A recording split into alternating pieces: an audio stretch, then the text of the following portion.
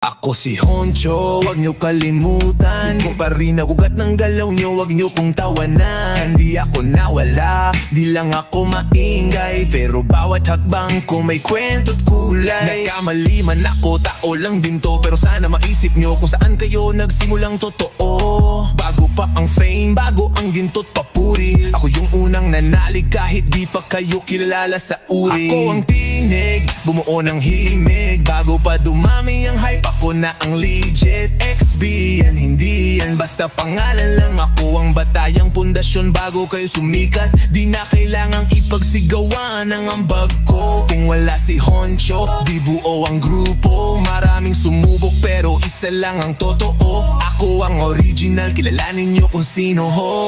Umalis ako pero hindi ako talo. Mas pinili ang respeto kaysa drama sa grupo. Di ko kailangan ng papuri na peke, mas mahalaga yung pangalan na tunay at matibay. Walang kinulayan, lahat natural sa dila.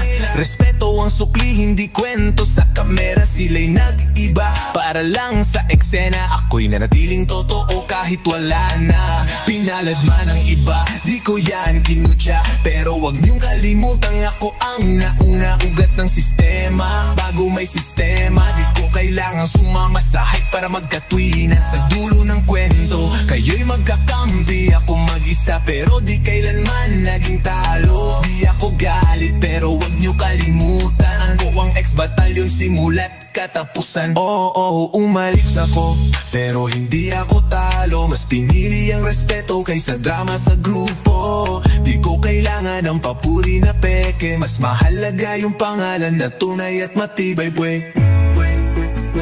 Hindi ako galilimutan, ako ang ex-batalyon simula't katapusan. Umalis ako pero hindi ako talo. Mas pinili ang respeto kaysa drama sa grupo. Di ko kailangan ng papuri na peke, mas mahalaga yung pangalan na tunay at matibay, pre.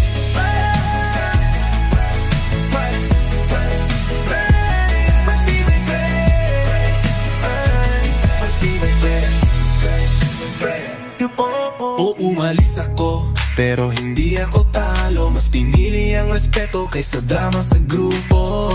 Di ko kailangan ng papuri na peke, mas mahalaga yung pangalan na tunay at magdibay, pre.